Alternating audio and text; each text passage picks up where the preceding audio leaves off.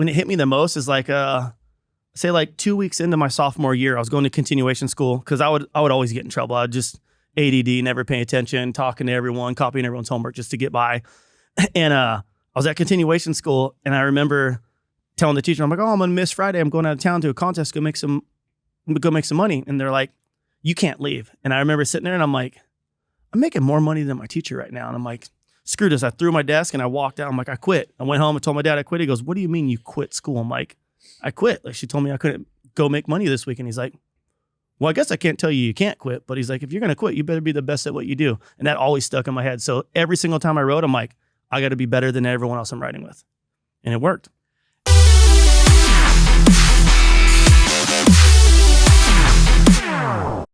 Yep, we're live. We're back. The Dingo here, as always, on the Unleashed podcast with Danny and Brittany. Danny Cass, how you doing? I'm doing fabulous. Yeah? Oh, yeah. You sure? Yeah.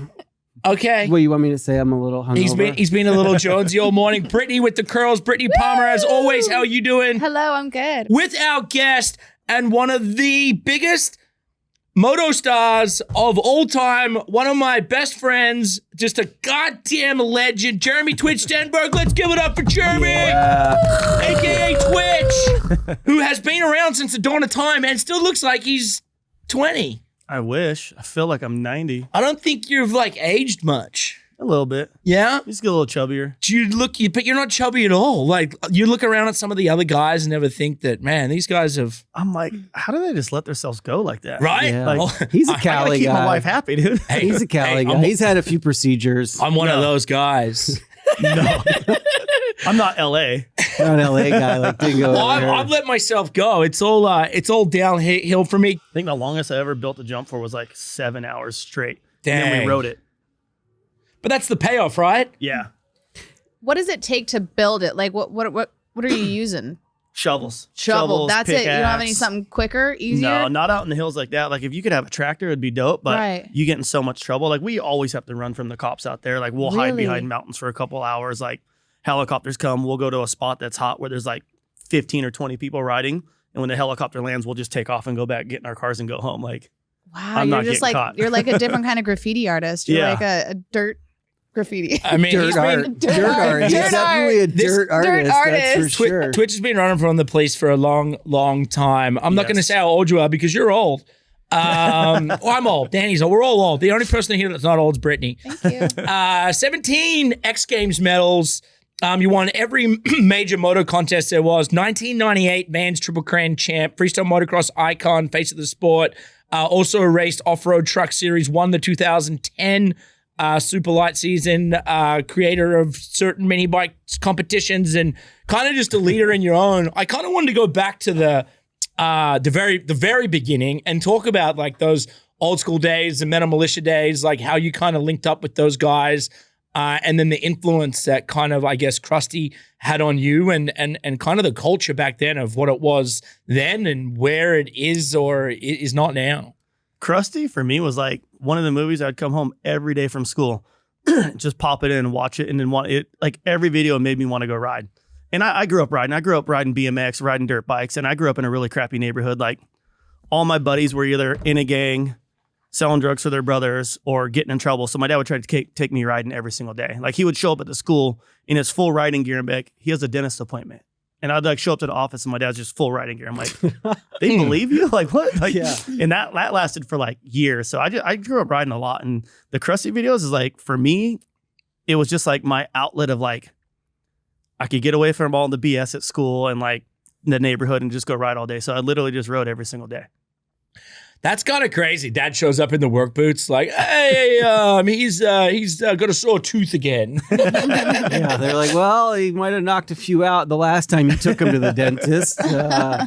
Yeah. So from that, is that how, like, you know, because I believe you're a teenager when you kind of linked up with those guys. Like, how much influence did kind of those Krusty movies or those early type movies have on your the early days? Well, what was cool is like I said, I'd come home every day and pop the VHS in and watch Krusty Demons, and Brian Manley was always in there, and there was a couple other dudes always in there. And for me going riding every day, I was actually riding, and the guys from SMP, Milo Myers and Mike Healy and like all those dudes were out there on their lunch break because they were right there in Chula Vista and they seen me riding.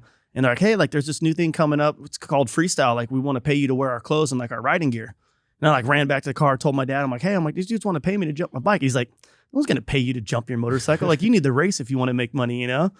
And we ended up having a meeting that next week. And they're like, I think they offered me like $300 a month or something like that. But I'm 15 years old, like huge. 15 years old, going to school 2 days a week, like barely getting by. Just like all I could think about was dirt bikes. And my dad went home and tore the track down and just built jumps. And I just rode every single day. Wow, every day. And then cool. I think when it hit me the most is like say like 2 weeks into my sophomore year, I was going to continuation school because I would always get in trouble. I'd just ADD, never paying attention, talking to everyone, copying everyone's homework just to get by. And I was at continuation school, and I remember telling the teacher, I'm like, oh, I'm gonna miss Friday. I'm going out of town to a contest, go make some money. And they're like, you can't leave. And I remember sitting there, and I'm like, I'm making more money than my teacher right now. And I'm like, screw this. I threw my desk and I walked out. I'm like, I quit. I went home and told my dad I quit. He goes, what do you mean you quit school? I'm like, I quit. Like she told me I couldn't go make money this week. And he's like, well, I guess I can't tell you can't quit. But he's like, if you're going to quit, you better be the best at what you do. And that always stuck in my head. So every single time I rode, I'm like, I got to be better than everyone else I'm riding with. And it worked. And when you were riding, like at that time, as far as like jumping and freestyle, like what was the landscape of tricks, right? Because it must have been more about how far you can go. And like, it was kind of the same stuff I was doing on my BMX bike already because I loved riding BMX. I rode BMX probably more than I rode dirt bikes growing up.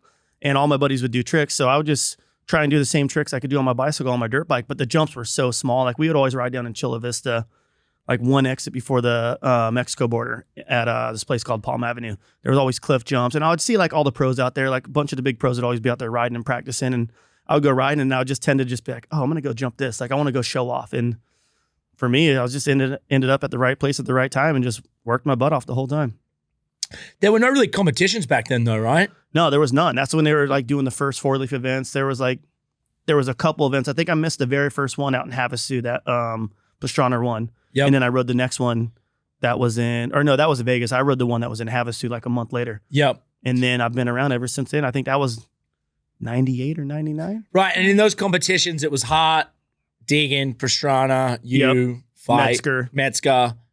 Mike Jones, Mad Mike Jones. We have a pretty good story about Mad Mike Jones. I think everyone has a few stories about Mad Mike Jones. Yeah, I'm pretty sure. We tagged his RV at the Winter X Games one year. You probably were there competing, but we spray painted his the back of his lift gate. Yeah, no, you didn't.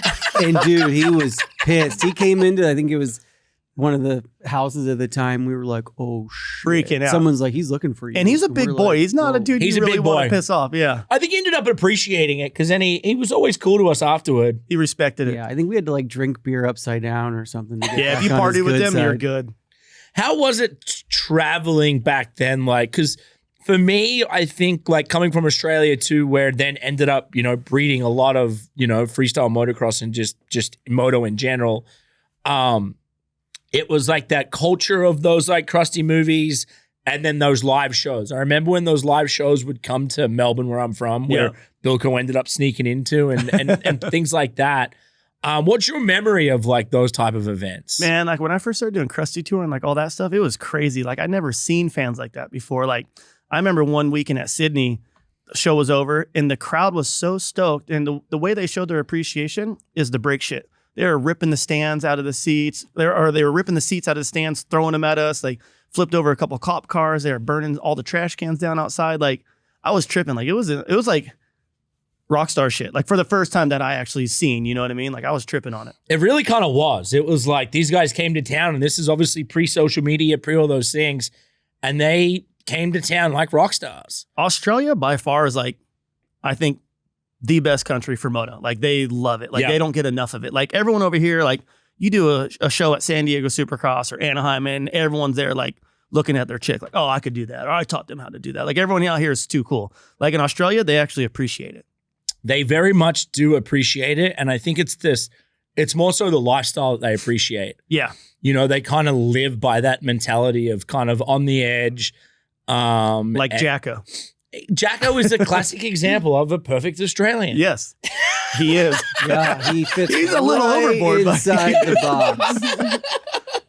He's nuts. He's gnarly, dude. Like, I seen him a couple weeks ago take his bike apart and put it in his airplane to go fly to a demo. I'm like, I would never fly an airplane with Jacko. I don't even want to drive in a car with him, let alone a plane. So I have a story about Jacko picking me up at like where I grew up in Australia, and he lands this this nicer plane lands, and I look at my dad and I'm like, oh, I think that's the plane. And then I go to, and it's not. Regular pilots get out or whatnot. And then this dinky thing kind of like hits the runway, lands. My dad's like, is that the plane you're getting in? I'm like, oh, yeah, I think that's Jacko. The plane was so small, we had to split my bag in half. With the old like Dakine bags, whatever you used to have to like zip in half. So we had to zip it in half, like we're shoving this thing in. Dad's like, are you sure you're going to be okay? I'm like, we're fine. Like we take off, Jacko. As soon as we get in the air, I'm like kind of pretty nervous. You hit a couple bumps and then you feel like, nah, you're okay. And then Jacko kind of looks over and says, well, I only have one parachute, so if anything happens, you can take the parachute. And then for the next 3, it was a long flight too, because it was like a 2.5 hour flight. For the next 2.5 hours, I'm just sitting there shitting myself, like, what have I done? And then to make it even worse, I like film a video where I go up and do like the spins and stuff with him. So like where he like hits like a dead halt, you fall from out of the sky, end up kind of throwing up everywhere. And so gnarly. I fell into the trick, but I also felt like if you're going to go to Jacko's and partake, you've got to partake. It would almost be like you can't half-ass it. Going to Pastrana's or whatnot and not partaking in. It's like going to Pastrana's and not trying to break your leg. Well, you can't go to Pastrana's house and not like partake. No. You know what I mean? Like there's no way you're just not partaking or he's not going to not going to let you in. When did the X Games medals, was X Games, what year did Freestyle Moto go into X Games? I want to say 99 when Pastrana launched his bike into the pier. And you were there? I was an alternate. I was the first alternate. Someone got hurt. Cameron still had to force my parents for me to go because I'm like, I don't want to go to San Francisco. Like, that place sucks. Like, I just want to ride my dirt bike. And he's like, you need to go to X Games. Like, you might ride. Like, you're the first alternate. I'm like, if I'm not in, I don't want to go. He's like, someone's going to get hurt. He's like, believe me, you'll ride X Games. So I was like, me and my dad and my buddy Ron jumped in his mom's truck and just drove up to San Francisco. And I remember showing up, and right when I pulled up, Hart came up short. I think he broke his wrist or something like that.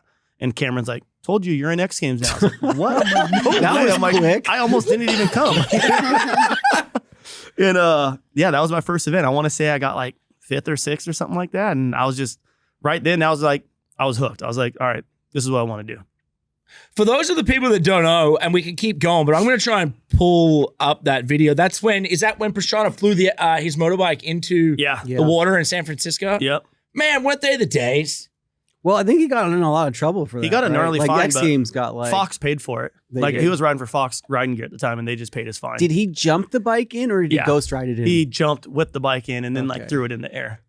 Pretty gnarly. Let's see if I can pull this up. You guys, I bet there was a lot of people watching that was like, no, like I'd take the bike. I'll take the bike. That bike, I think, is still either he has it or it's at Fox. I remember it cost a bunch of money, and they're like all the environmentalists the most expensive are freaking dirt out. Bike, to date. Pretty bad. Well, while we're waiting, we have a question here. Someone wants to know I just lost it. Was there one trick that really made you feel like you made it? There wasn't really one trick that made me feel like I made it, because like literally back then you would have like a 90-second run. You would have to remember like 16 tricks. So it was like when I could put all those together without writing them down on my bar pad, like a lot of the guys would take duct tape and put it across their handlebar pad and like write all their tricks. And I'm like, if you can't remember what you're supposed to do out there, you shouldn't even be out there. Right. And I think it's dumb too when dudes do a trick and they look down and then they get ready for the corner and then look down again. I'm like, I would just like go over my head. I'm like, do this on this on that, this on that. Once I could remember that, that's when I was like, okay, it's on. And it's almost like a dance, right? Because everything leads to the next thing, which that's how you kind of know the trick, like a dance move, like a step. However the course flowed, I would always be like, oh, I could do a trick off that. Okay, turn. Okay, I'll do this right here. Like I would always use my first practice for that, and then my second practice, I'd always be like, okay, try and do your run. Yeah. Because everyone else would still be trying to get used to the course on their second practice, where I'm like, I need to have an advantage on these dudes, so I need to like adapt to the course quick and try to do my tricks right away. And then when the dudes would see you start doing your tricks right away too, they're already like, oh shit, he's winning. You know, like you just bum them out right away. They could watch you, so like you're practicing with everyone basically. So towards the end of my career, like me and Nate Adams, we would always go out and ride practice together, because at the time, me and him were like kind of like the best dudes, and we would always first, second, or we'd always be top 3. And I'm like, we should ride together every day. I'm like, if we practice together every day, when we go to an event, it's going to be me or you on top of the box. And whoever won is because you rode better. And we're like, let's do that. And so once we started doing that, we would always show up early and pick last practice so no one could watch us do things, because we would always flip everything first before anyone even think about it. And we're like, if we're doing this in our first practice, it gives these dudes the whole day to try and do it. So we would always do it in our second practice at the very end of the day, last practice. And if we flip something, those dudes have to do it in their qualifying run the next day. So we would always have like an upper hand on everyone. Smart. That's pretty smart. Yes. So getting used to the course, though, could you explain that? Because I always knew from like snowboarding where it was always like pretty scary to hit a jump for the first time. Yeah. So would it be pretty like nerve wracking, like testing out different features? Here's what kind of screwed us back then is like, we always wanted to go out last, but I always like jumping everything first. Cause like when I would go to a course, I was riding every day, twice a day. Like I didn't care what the jump was. I was like, I'll jump it. I don't care. I know exactly where I'm going to land. And back then you would watch these other dudes ride the course and they would make me nervous. When I would watch them jump the jumps, I'm like, oh, that thing looks hard. Like, oh, maybe it's not as easy as I thought. And I'd go out there and hit it like them and over jump it. I'm like, I should have hit it like I wanted to. So when that was going on, I quit watching everyone at practice. I'm like, I'm just going to go out and do my own thing. Like, I'm not going to watch anyone. Like, because they would make it, I would get intimidated watching someone else ride the course when they would make it harder or they'd be all squirrely. So I was like, I'll just ride last practice and I ain't watching no one. That's honestly crazy. There's something to that. I'm a painter, and it's so hard for me to like to have inspiration from other artists. Like I don't like looking at other art books and stuff because it's really like having that originality, and it kind of makes you want to do something kind of like you'll use the color they're doing. Yeah. And then it's like they're the authenticity of what I really wanted to create. It was inspired by, but it is more difficult to like follow. I get it completely. For sure.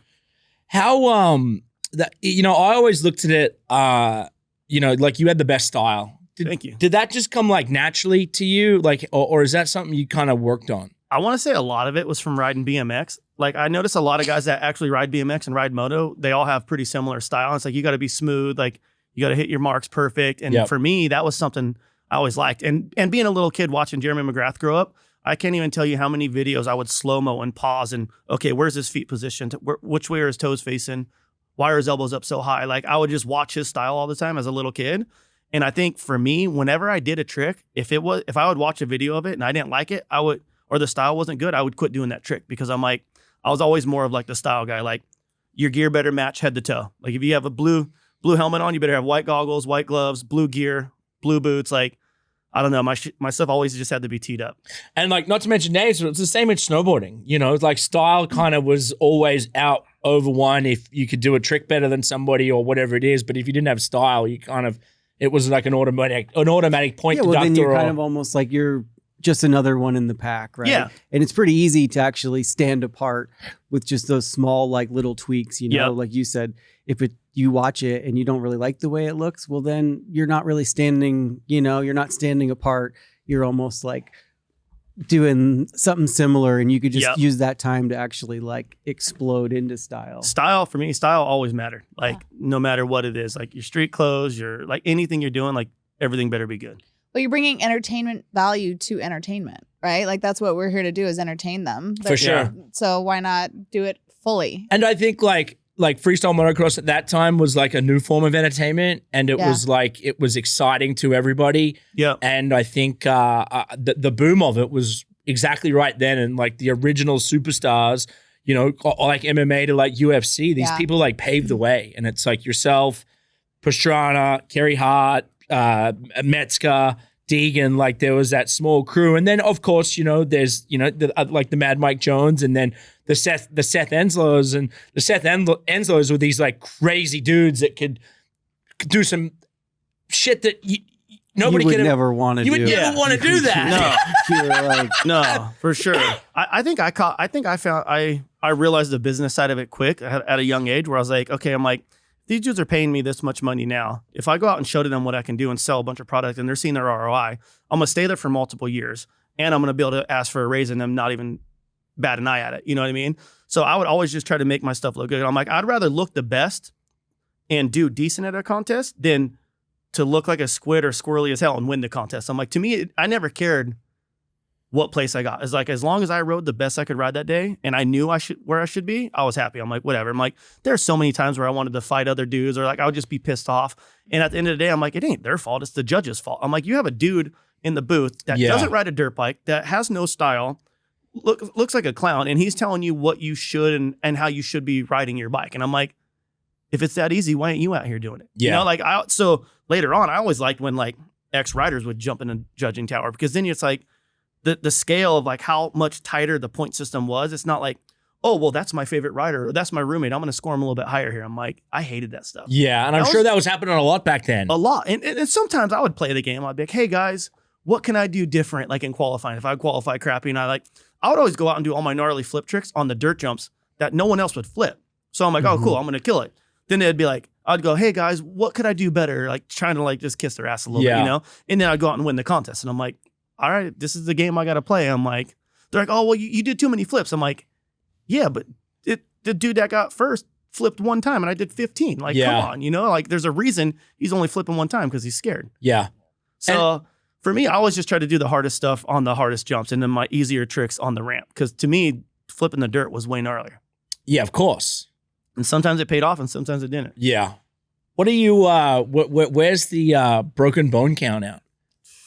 I don't think I ever counted, honestly. Like, I've done my right ankle probably 10 times, compound tib and fib on left leg twice, my heel on my right leg, each finger, ribs. I've done my back L1 and L2 twice, collarbone. Like, yeah, I've done my right wrist like 4 times and my left one 6 times. Like, so like when we opened up the show and I said, I feel like I'm 97, like I really feel like I'm 97 sometimes. Isn't that crazy? I feel like all extreme sports have their limitations, but freestyle motocross, I think, is at the top, or just moto in general. But freestyle motocross, I feel like it's not if but when, but it's almost like if you don't land, you're basically going to break a bone doing those tricks. Yeah, and when you hit the ground hard. Like, you're 35 feet in the air, you know what I mean? And you have a 250-pound bike chasing you to tackle you if you don't do the trick right. How different is it now? And as you should, but there's foam pits and there are all these ways to like learn how to do these tricks and make it easier until you have to take it to actual dirt. What do you think the difference was for you guys having to learn it on dirt with no kind of safety net? To me, that like when foam pits started happening, like, yeah, I flipped in I went up to Hart's house and I learned how to flip the 45, like the 45-foot jump. Probably jumped the jump 10 times, and then we waited around for the wind to die down, never died down. And then Deegan and Feist hit me up there, hey, our foam pit's done. So I was like, okay, if I could wait a week and not do one flip, if I flip my first one and I land perfect, I'm just going to go to dirt. And that was like one of the last times I hit a foam pit. I went down to their house and then stuck it. But I never really liked practicing tricks into the foam pit. Like, it for sure helped a lot of people, but I've seen a lot of people get hurt. I've seen broken femurs, broken arms, broken wrists. Like, I seen one dude at Metzger's house burn the pit down and got out luckily. And then our other boy, and then one of really? Yeah, dude, like the static electricity on those little 6-inch by 6-inch blocks, like one of those blocks will do a 6-foot tall flame.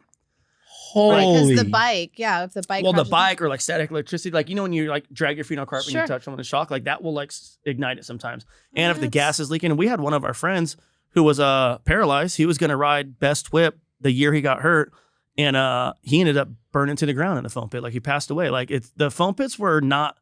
They're in a sense like they're safe, but they're also really dangerous. Like, I've seen a lot of people get hurt. I've seen a lot of people miss them. Like, so like I never learned one flip trick into the foam pit. I practiced all my flip tricks on dirt because I was just like, I'm concentrating on my landing the whole time, not my trick that I need to like do. You know, like, did you guys ever ride the foam pit at all, like a Woodward or anything? Not too much. They have like the roller ones into the foam pit, but like we have like this like new airbag phase that's kind of like kicked in, and similar to like what you're saying, where it's like there's a lot of things that can go wrong. Yeah, it's safe, but you need to learn how to like land in the right spot before you actually start trying these tricks into it, because you could swing off, miss the whole thing, and just land flat on the ground. And like you're gonna get more hurt doing that than just giving it a go. I see that a lot right now in moto. Like in my era, there wasn't tricks, like the tricks were gnarly, but they're not like the kids right now that are like double backflip, triple backflip, 540s, like body varials. Like, I was so glad when my time was like when I retired from riding contests, like when all that stuff started happening, I'm like, I don't miss practicing all these gnarly tricks every single day, twice a day. Like, your risk factor was gnarly. And I think towards like the middle of my career, I always weighed in like the risk versus reward. I'm like, am I going to get a new deal out of this? Or should I just take second place? I'm like, I'll just take second place. I want to ride all year, not one event. You know, like you're not trying to make your name every weekend. Hey, that guy still has deals. True. That's why I'm still here. But going back to the flipping, because starting with BMX, did you do a lot of like flips on like normal bikes before you? Yeah, I learned how to flip my BMX bike a lot. Like I did a couple when I was like really young, but then like when like Deegan and the Hart and all them started doing it, we would go out to like the Point X camp that was out in like Aguanga, and we would learn them there, and they were cool. Like I would get them dialed, and then when I went to Hearts for the very first time, it was me, Mike Sinkmars, Clifford, Feist. Like there was only a select few people Hart would like invite to his place to come ride that were his boys, you know? So it's still like that today. It's still like that, yeah. Yeah. He just has Big B now. And I remember bitching out. Like I sat there, I watched Feist flip, I watched Sinkmars flip, and I jumped in it once and I just sat there on the side, just like licking my lips. I'm like, nah, I ain't feeling it. Cause I wasn't riding a lot then. Like I started making money like when I was 15. So I started partying a lot. Like I grew up in a crappy neighborhood. That's just, everyone goes, well, I know I did. I went down that road for a few years. And then I remember leaving Hart's house and he would just text me every day, bitch, pussy. I'm just like, and I was going to his house a couple weeks later. They would just be like one cuss word, you know? Were where you I was talking it up on the way? Like, yeah, I was like, I'm going to flip. Like, hell yeah, I'm going to do it. I'm like, you do it, I'm doing it. I got there and I'm like, got all nervous and just like, oh, that gut feeling. My legs. Yeah, I'm like, there's no way. I'm like, this bike feels so heavy. I can't flip this thing. And like 2 weeks later, we were going to a show in Colorado and me and Scummy were driving up to his house to go meet him in Vegas. And I remember getting off his exit. I'm like, hey, you still at the foam pit? He's like, yeah. I go, I'm flipping. I'm like, I'm coming out right now. He goes, don't make me leave this thing uncovered for nothing. And then I remember I did my first one. I got all the way upside down and saw the foam, jumped off my bike, landed on my feet. And when I watched the video, my bike came all the way around and stuck perfect. I was like, oh, fuck, if I would have stayed on, I would have been dialed, you know? Yeah. So went back, did it again, did a bunch that night. And then we left to our show, came back, and I waited a week. And it was windy as hell every day. And at the time, him and Pastrana were the only guys that had a foam pit. I knew Deegan and Feist were building one before I left. And that's why when I waited the week, I went back. They called me. They're like, hey, like, our foam pit will be done tomorrow. Come down here and flip. I was like, all right. So I went down there, flipped one on 45 and then straight to the dirt. And then I started doing tricks the first day I was doing it. Wow. Like one-handers and like no footers and like little things like that. Yeah, you were comfortable kind of straight away. Yeah, right away. That's awesome. What is your favorite trick to do and your favorite trick to watch? Flips, whips, knacks, and what's the funnest? I think my favorite trick to do right now is either a flip whip or a no-handed flip. It's just the feeling. I just love the way it is, and like it just looks cool on video and in photos. Okay. And I think my favorite trick to watch is probably Taka do a KOD flips. Yeah, wow. So gnarly. Like that dude is, every time we ride with him, I'm like, I love the fact that he's at the shows riding with us because it makes it that much better. But then as soon as I see him do something like that, I'm like, I should just pull in. Like, I don't even want to ride anymore, you know? Like the dude's so gnarly. And then speaking of that, like what are some of the milestones in your mind for freestyle motocross and the progression of the sport? Progression or progression? Progression. I make words up sometimes.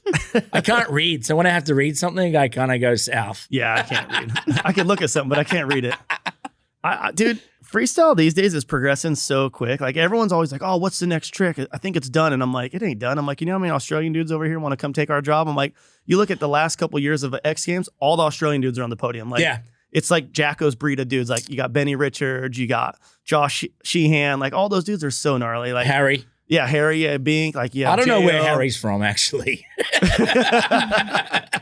Harry's not normal. No, like Jacko's not normal in like a weird calculated way. Bink's just not all there. No, he's really, yeah, he's gnarly.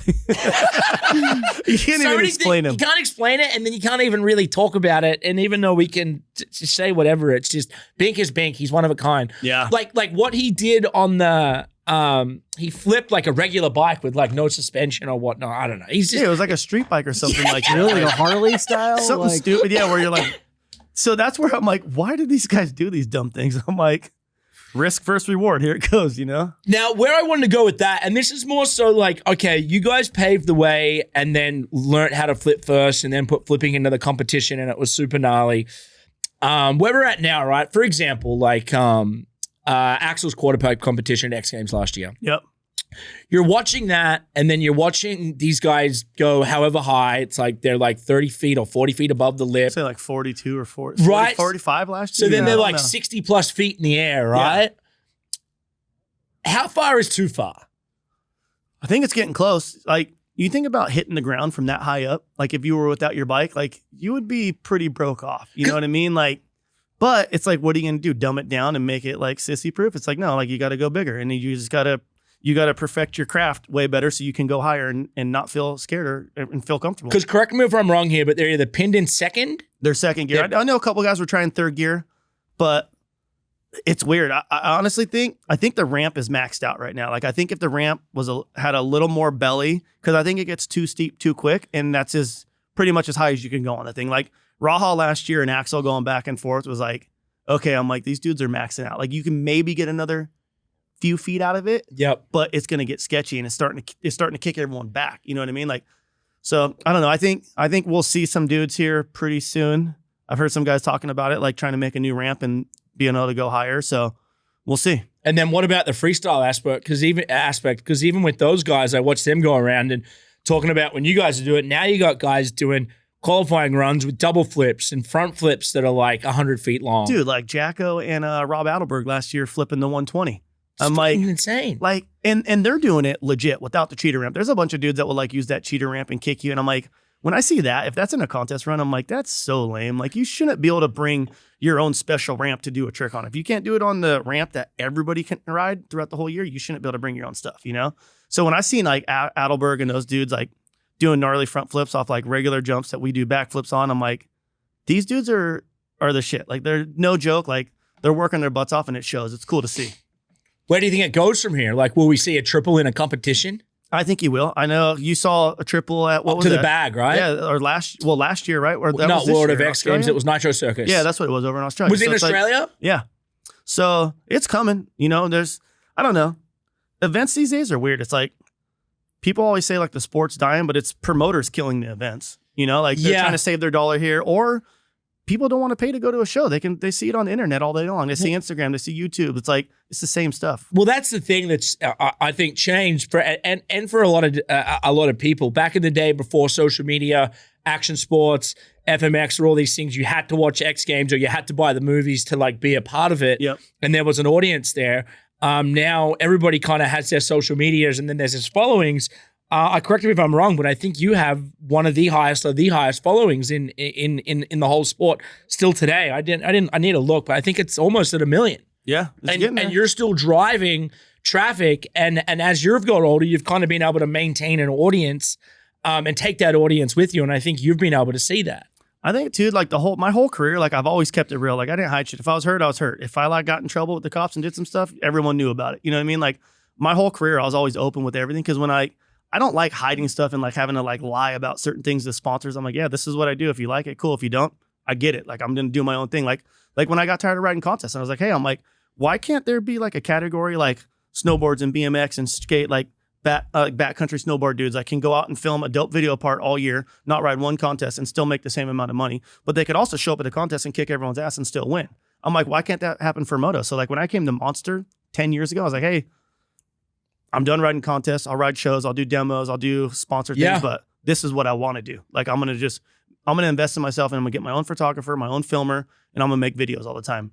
And I did that for years. And it's cool to see like dudes like Axel, Raha, Bierman, like dudes like that benefiting from like, I feel like what I helped start, you know? For sure. And then even talking about that, like how sick are those like the monster shows that whether it's at NASCAR or if it's at Supercross or if it's at wherever it is, it's cool to be able to still see that brand be brought to that. And I think that's cool that, you know, being able to be a huge part of that. Like this year's been fun as hell. Like we've jumped at every Supercross this year. Yeah. And it's like, I get the question a lot. People are always like older dudes will always be like, when are you going to quit? I'm like, when it ain't fun anymore and these dudes can outride me every single time I show up. I go, until then, I'm still having fun and people still want to pay me to ride my dirt bike. I'm like, I would go miserable if I sat at home and I didn't go ride shows and do stuff. Like there'll be certain times like where I won't ride and my wife's like, you're being a dick. Like you should go ride your dirt bike and go hang out with your buddies, you know? Like Susie's the boss. yeah. If anybody wants to know, Susie is the boss. One thing going through here, in 2006, you won gold at Aspen. And we were there. Did you win a gold in Aspen in 2006? Not a gold, no. But I got some silvers and bronzes, I think, that year. How hard was it jumping on the snow? Dude. It was the coolest looking event, but the most stressful event for us the whole year. Everyone's like, oh, well, if you crash, you're on snow. I'm like, no, it's an ice cube. That's harder than concrete. Yeah. Like, it's not snow, you know? And from where you would take off to like where all the lines were on the lip was probably 50, 60 feet wide. There would be like 27 different ruts. And you're like trying to see like when it's all white out and it's like snowing still, you're like, I hope I'm in the right line. You know, like some of them were kicky, some of them would be crooked from people doing certain tricks. Like that was the most stressful event every year. Like, so the last year when I won and it was done, I was like, sweet. I'm like, but I miss going there because I miss watching you guys compete. Like just it was a really cool looking event. The energy was so cool. You get there a couple days early, go snowboarding, watch all the events. Dude, I remember that we were there one year and my wife was all like, let's see who can be the most romantic. You know, I'm like, all right, cool. And like remember Ox Gargola? Him and his chick went on like a sleigh ride with like the horse and like hot chocolate and all that. So my chick booked that. Well, she thought she booked it. We ended up at a place where you go snowmobiling and they took us to the back country and we're like snowmobiling. I almost missed X Games. I showed up, I missed practice. I go right in the finals. Like as I'm like pulling in, I'm running, like ripping my clothes off, gearing up. And I remember going up and I honestly like X Games happened so quick. I was sitting there with a gold medal around my neck. I'm like, I almost missed the event today and I won. I'm like, this is gnarly right now. Like, and I went snowmobiling. This is the best day ever. It was pretty cool. Like I'll always remember my last winter X Games. I was just stoked I actually got to win it. What's something that helps boost courage when doing tricks? Honestly, just repetition, just riding every single day and doing tricks. Like for me, like if I don't do a trick for a couple weeks, like I get nervous and I get scared to do it. But if I ride a couple days a week and I'm doing them, it just comes natural. It's way easier. Yeah. He mentioned, you know, how hard is it to lose homies, and I think we've all kind of been there. And he was talking about Lusk. Yep. That was a long time ago now, but that was, you know, one of your best friends. Yeah, that one was hard. That one hit home. Like I remember after when Lusk passed away, I was like, that's when I like actually started thinking. I'm like, damn. I'm like, that could be me. Like I could go to a show and like not come home back to my family. You know, like so for me, like I would say for like the next year, I was kind of weirded out. Like I didn't like traveling. I didn't like going to other countries anymore. I still rode all the time, but like it was always in the back of your head, like that could be me. You know what I mean? Like dirt bikes are no joke. When you crash, like you crash hard. And it is what it is. Like that's my job. That's the path I chose, and I want to ride a dirt bike for the rest of my life, no matter how many of my friends get taken from it. Because it's like I would rather die doing something I love than like getting hit in a car accident or something. You know what I mean? Like something stupid like that. Yeah. One thing I've always noticed, and obviously this comes in, it's where your name Twitch come from. But it's and we'll get into that. But it's one of those things. Obviously, every time I notice before you take off, there's a twitch. Yep. And then never in the air. Yep. And then when you land, I always tend to do it more when I'm like nervous or excited. Like when I get excited, I do it a lot. Crazy. Yeah. But like when I turn the corner and my focus is on the ramp, I don't think about it. You know. So that was like a big thing of me riding growing up too, because like a lot of kids would tease me. Like I would get in fights like every couple days at school.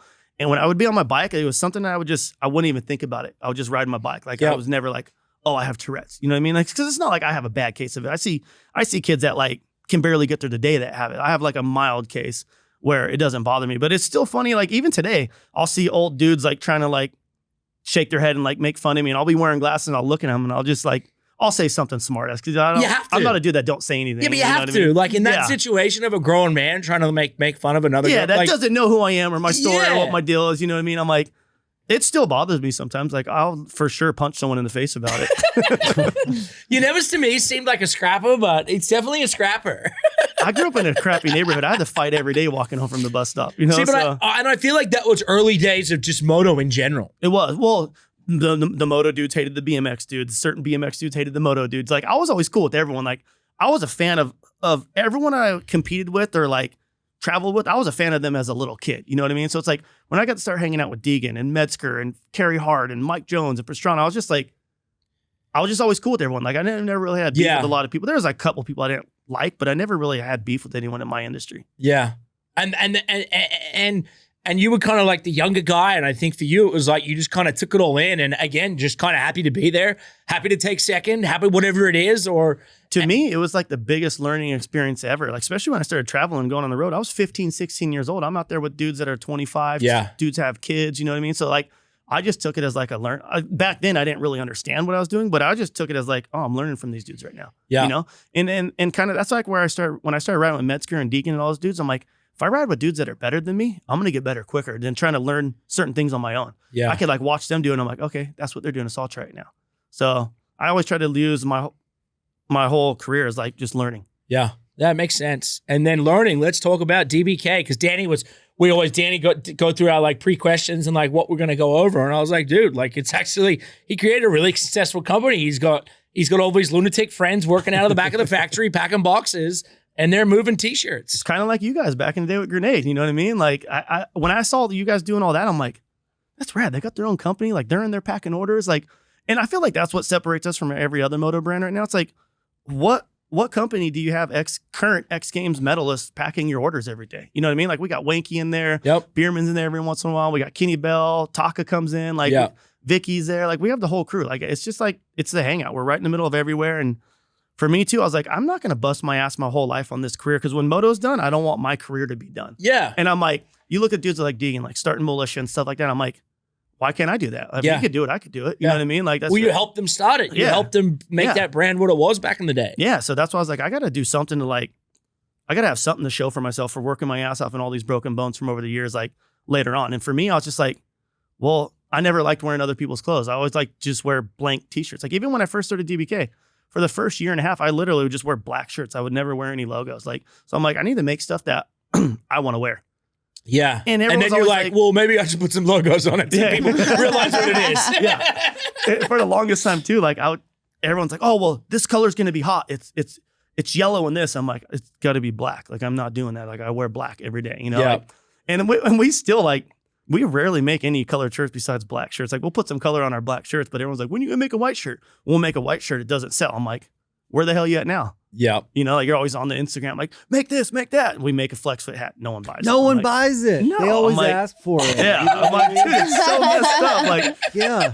And I think for us too, like lately, like the last few years, we're like, okay, like how do we make more money doing this? Like we're selling a bunch of stuff. Like we're doing good. We're just still direct to consumer. We do it on our website. That's the way to do it. Yeah. It's like back in the day, like when there were the bigger brands and it was like the Quicksilver and the DC and whatever else it was, Fox and then became like some of the smaller brand, Metal Militia and Grenade. And then we ruled the Zoomies days and were the biggest selling. And then social media come along and everybody's their own brand. Oh, everyone's a brand. Now everybody makes their own shit and everything's just kind of got smaller. So I think direct to consumer is the world we live in. Yeah, for sure. And it's like you basically tell them what's cool.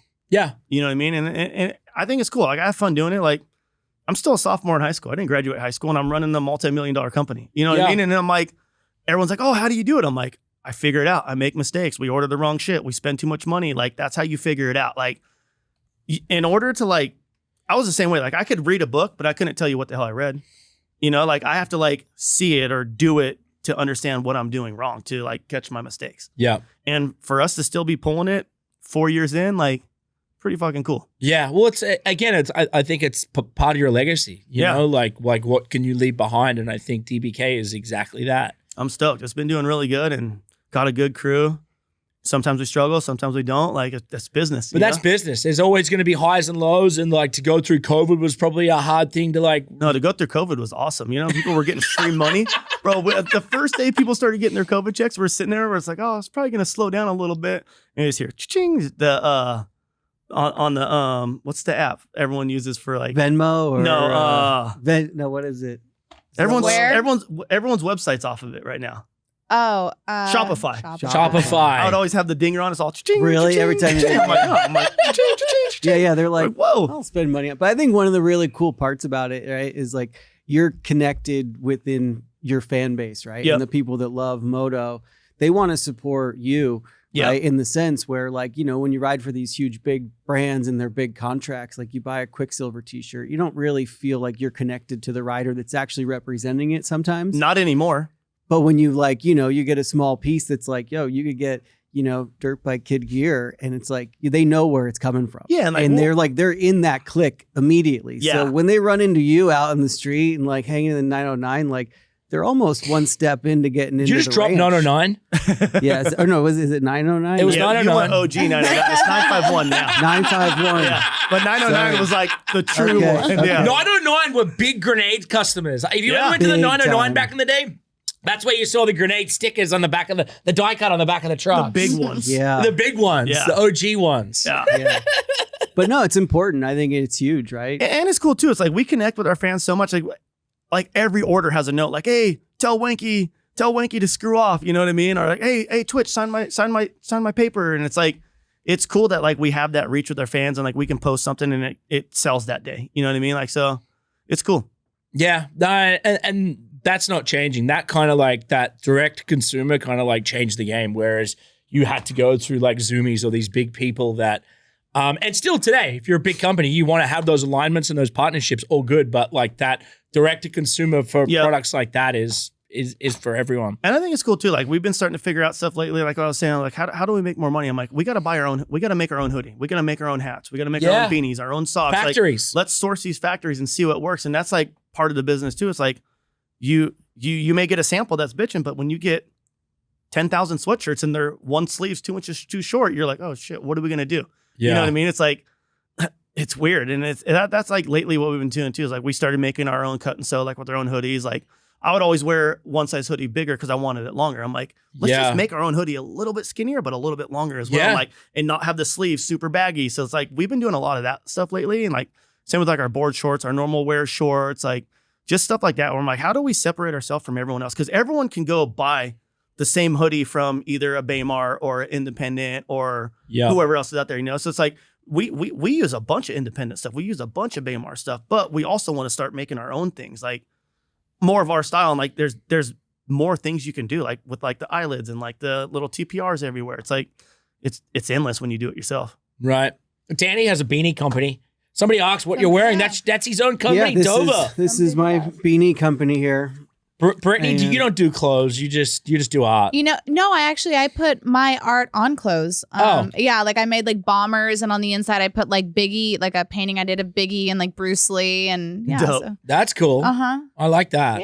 Yeah. We'll have to buy some beanies off you. And then we did the I'm putting in an order as soon as this is over. I'm going to put in an order. So. Danny's very good. When we had Anderson on, he went and bought a bunch of Team Fried stuff. I think it took a while to get there though. Yeah, well, I gave Dingo. That's what Dingo's Christmas present was a Team Fried pouch. No, actually, I still use it. I travel with it.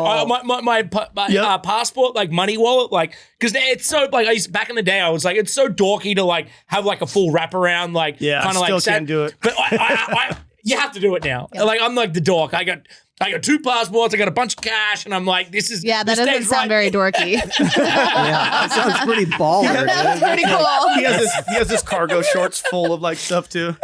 Now that you have a wife and kids, do you treat riding and racing differently? If anything, it made me ride better because I was like, it's not myself that I have to support now. Like I have multiple people I have to support. So for me, I like took it more serious, especially like when I had my first daughter.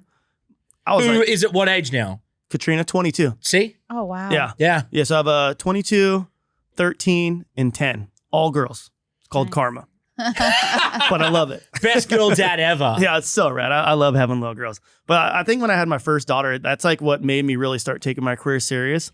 And my wife, like I was screwing off all the time, riding, just partying, doing stupid shit. And my wife's like, you know how many people would kill to have your job right now? And I'm like, a lot. Like that's when it clicked. I was like, man, I got to support you. I got to support her. We need a house. We diapers. I'm like, okay. And that's when I started taking it really serious for sure. Like that's when I like started winning things. Yeah. Someone asked if your kids ride. My 13-year-old rides a little bit. 22-year-old, no. She works. And my 10-year-old, she's just chills, dude. She's so chill. Like she's just like my wife. Like if you would let her sit in her room all day for 3 days and not come out, she would totally do it. She's just like chilling, watching movies, painting, doing art, like whatever. I saw you did a big switch up recently. You're now part of the Indian family. Yeah. Yeah. Switched up bikes. Super stoked. When did that happen? I've been talking to the Indian guys for like a couple years off and on. Yep. And then finally my buddy Sean from over there hit me up back in like October, November. He's like, hey, like we're ready to do something. Got this new bike coming out, the new Sport Chief. And Hart's always throwing my name out there. Like ever since I was a little kid, I've always looked up to Hart for like guidance. Like, yo, what would you do in this situation? Like, you've been here, you did this. Like when he was running Hart and Huntington. Like when I first started running DBK, I'm like, hey, can I talk to you about some stuff? And he's like, yeah, do this. Be careful with that. You know what I mean? Like him and Josh Merrill. Like I always hit those dudes up for advice. And he was throwing my name out there to Indy, and then the deal finally happened. Like I was stoked. I think I did a sign with them like in January. Yeah, sick. And I saw you went on your first ride with the boys. Yeah, love the bike. The bike's bitching. To me, it's just something totally different to get used to. And it's funny too, like the V2N world, everyone's like, oh, this bike sucks. It's not a Harley. You got to do this. You got to do that. I'm just like, I'm just going to ride bikes. Like, I don't care if it has a motor in it, like I'll ride it. You know what I mean? And like when the Indian guys hit me up, I rode the bike. It was rad. And Hart's actually building me a badass bike right now. Like I haven't seen it yet. Sick. I get to go up there next month sometime and get it. So I'm pretty stoked to see what he built me. Sick. Yeah. What's like when you guys go on those big rides? Like, what's the obviously is it still Glamis the place to go to, or like? No, these are just all street bikes. Like it's really? It's like a Harley. Yeah, you know what I mean. Like so the Indian, I have a bagger right now, which is a Challenger. I love that thing. It's like you just cruise. Like we'll go out to like Julian from my house in Temecula and just ride all the windy back roads and just cruise. Sick. So fun. Let's talk Supercross real quick. We're kind of rounding down, and you've been watching. You watch Supercross, obviously. Yeah, I'm there every weekend. Every weekend. We're jumping at all of them. Yep. And Eli Tomac. Animal. I hope he doesn't retire. You think he's going to retire? It's the word on the street, but it's like the dude is riding so good right now. And like it's funny to see like when these dudes get towards the end of their career, they actually have a personality. Like when they're just like race, cutthroat, like no, not friends with anyone. Like now you see him and Roxon getting a private jet to the races, and you know what I mean? Like see their kids on the podium now. Like all these dudes are starting to grow up and they're realizing like how much fun their job actually is. And it's cool to see like how many more fans Tomac has gained in the last 2 years. You know, like having a smile on his face and like taking the time to do the conversation afterwards and stuff like that. It's cool. It's going to be so hard because they're so serious. Yeah, it's a gnarly dude. Let's think like their job is gnarly. And then the retirement rate is so young. Yeah, super young. Like dudes are retiring from motocross at like 25, 28. Because they're not having any fun. Yeah, because dude, like you got to be pretty disciplined for that. It's like they're riding 3-4 days a week. They're in the gym 3-4 days a week. They're racing on the weekend, and then they have 1 day of resting, and then not even a rest day. They're back on their road bikes, riding around, spinning out on Sunday, and then back to it on Monday. You know, it's like it's a full-time job. And a lot of people don't understand, like, oh, why is this guy so mad all the time? It's like, dude, he's working his ass off. He probably just wants to go home and chill. Okay, so say, and let's hope he doesn't retire, but say Eli Tomac retires, then what does the top of the podium look like? I think the 450s. I think these dudes with Sexton figuring it out right now. I think these dudes figuring it out, huh? I didn't see that coming, but I think they're in a whole world of hurt for next year. You think so? Yeah. If he can keep it on two wheels and not crash, the dude's his riding style and the way he rides is so good. It's just he makes just little mistake at the end of the race every time he's leading. Yeah. But this last weekend, you seen him whole shot and lead the whole race, not one mistake. Like, yeah, he was ripping. And I guess that just comes with maturity, right? I remember Anaheim won last year. I remember saying the same thing. I'm like, if Cincerillo and Sexton figured out these are going to be the next two dudes that are going to be on the top of the podium for a long time because they're both pretty young. And Sexton's figuring it out. It's pretty cool to see. All right, T-Beck 14. Jeremy, when are you jumping next? What Supercross is this weekend? New Jersey this weekend, and then Nashville the next weekend. You're in New York. You're at MetLife Stadium. Yep. And then Nashville. I'll be there with you in Nashville. Yep. And then we have Denver and Salt Lake, and then we're done. How fun is it riding with all the young kids at those demos? It's so rad. Like having dudes like that in my corner, I think it's what makes me try harder and keeps me feeling young because I'm like, I can't let these dudes outride me all the time. So it doesn't let me get lazy. Like whenever I ride, I'm like, I got to show these little bastards I still got it. Like every time I ride with them, I can't like, they'll be, oh, grandpa, you can't do this anymore. I'm like, watch this. Like, you know. Who's calling you grandpa the most, Axel or Tyler? Bierman. Bierman was the one that started it, hands down. Like him and Axel all the time. How cool has it been to watch those two, the growth of Axel and Tyler? It's so rad. Because those dudes are like good homies. They just battle back and forth. Like, doesn't matter if one rides for Monster and one's for Red Bull. Like, when they're together, it's like, it's cool to watch those dudes feed off of each other. Yeah, 100%. Yeah. Danny, do you have any of your, like, he does this like hot round at the end? The big question I had is what's the most important gear, like protective gear that you would use on your motorcycle besides your helmet? Besides your helmet, the most important gear, boots for sure. Okay. Yeah. What advice would you give young riders you wish you had? Practice makes perfect. Practice makes perfect. Don't practice too hard. Practice makes permanent. Practice makes permanent. That's what my golf coach told me the other day. How's your golf swing looks like it's getting better. It's getting way better. I love golfing. It looks like it's getting better. I noticed that the other day, and I was like, God damn it, he can actually hit. Who do you think's the best upcoming FMX rider? Best upcoming FMX rider? Besides Beardman and Axel, because we've talked about them. Man, those are like the top two dudes. Them and Rahal right now. Like those dudes are, all three of those dudes are killing it. But I'd say like freestyle wise, yep, Benny Richards. Kid's sick. It's Jacko's little prodigy. You know what I mean? Like I don't see any other really young kids like that putting in the work that he's doing. Like the kid's sick. What's the biggest jump you've ever hit or the most scared you've ever been on your bike? I want to say the most scared I've ever been on my bike is doing the FMX stunt for Vin Diesel back in the day. I had to jump over this barn that grenaded. Oh, I love blew that up. one. That's sick. I love that. It's like the beginning of that. I was so scared because it's like you only had one shot and the peak of the roof was super high. You would barely crest over the top of the roof. And like, I had one shot to do it. And then there's a helicopter chasing you the whole time. So sick. Yeah, that was by far the most scariest thing I've done on a bike. All right, Brittany, anything last you want to say before we are off? No, thank you so much. That was fascinating. Thank you. Twitch, we love you. Thank you, Jeremy. Twitch, Stenberg, thank you. We are off.